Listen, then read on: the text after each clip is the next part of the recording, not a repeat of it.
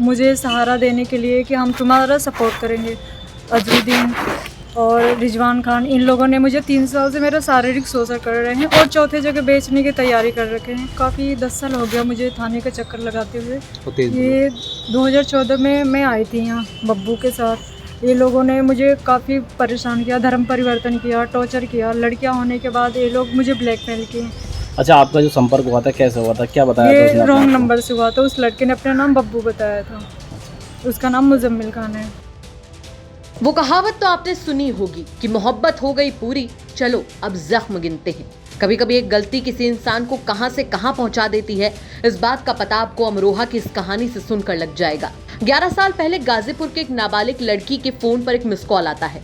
लड़की miss call का जवाब मिस कॉल से देती है। ये सिलसिला कई दिन तक चलता है। फिर बात कॉल तक और मैसेज तक पहुंच जाती है। लड़की लड़के से नाम पूछती है तो लड़का अपना नाम बब्बू बताता है। फिर महज कुछ दिन में बब्बू से बाबू तक का सफर पूरा हो जाता है और लड़की अपने माँ बाप परिवार को छोड़कर गाजीपुर से भागकर अपने बाबू के पास आ जाती है। लेकिन ढोल की ध्वनि दूर से जितनी अच्छी लगती है, करीब से उतनी ही कानों को तकलीफ भी देती है।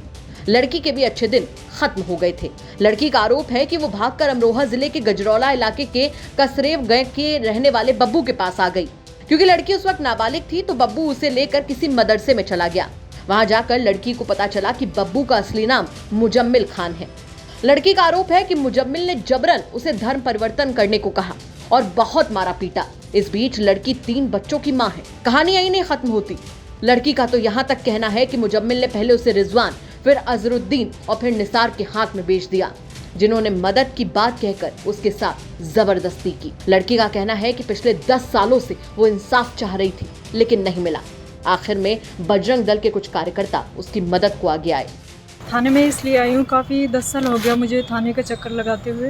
ये 2014 में मैं आई थी यहाँ बब्बू के साथ। ये लोगों ने मुझे काफ़ी परेशान किया, धर्म परिवर्तन किया, टॉर्चर किया। लड़कियाँ होने के बाद ये लोग मुझे ब्लैकमेल किए काफ़ी। फिर उस गांव के निसारुद्दीन मुझे सहारा देने के लिए कि हम तुम्हारा सपोर्ट करेंगे।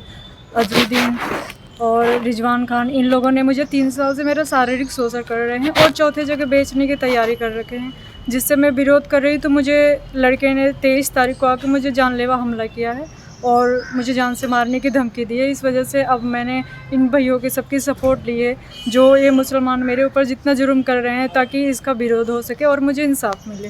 अच्छा, आपका जो संपर्क हुआ था कैसे हुआ था, क्या बताया था उसने? ये रॉन्ग नंबर से हुआ था। उस लड़के ने अपना नाम बब्बू बताया था। अच्छा, उसका नाम मुजम्मिल खान है।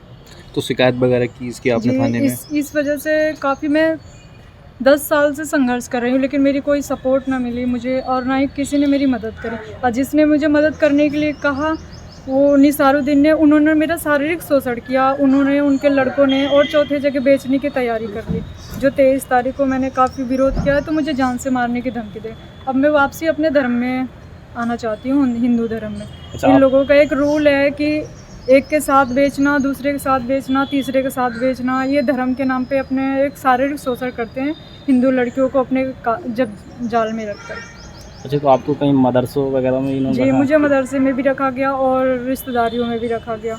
कितने मदरसों में रखा होगा? एक मदरसे में रखा गया, बाकी सारी रिश्तेदारियों में रखे इन लोगों ने। अब क्या चाह रही हैं आप? मैं इंसाफ चाहती हूँ ताकि मेरे जैसे किसी और लड़कियों का ऐसे ना हो।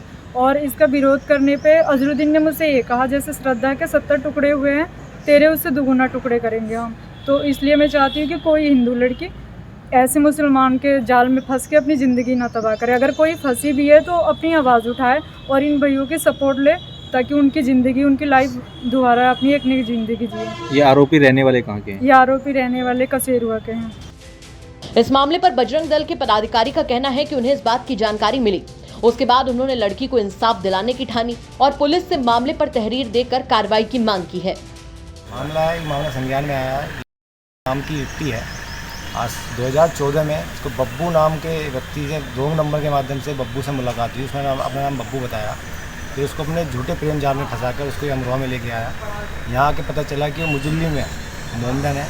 फिर उसको मदरसे में रखा। मदरसे के बाद मेरठ, संभल, ऐसी जो जहाँ जहाँ उसकी रिश्तेदारी थी वहाँ रखा। तब उस समय नाबालिग थी। जब बालिग हो गई फिर उसने उसको निकाह किया। फिर 3 बच्चियाँ हो गई इससे। फिर उसने दूसरे व्यक्ति को बेच दिया, दूसरे ने तीसरे को बेच दिया, तीसरे ने चौथे को बेच दिया।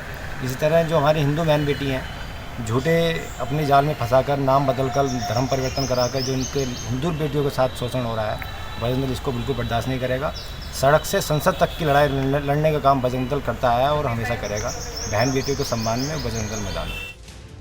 फिलहाल इस मामले पर आरोपियों के खिलाफ मामला दर्ज हो गया है और पुलिस जांच में जुट गई है। हालांकि इस मामले पर कोई भी अधिकारी कैमरे के सामने बोलने को कुछ भी तैयार नहीं है। अमरोहा से BS आर्या की रिपोर्ट, यूपी तक।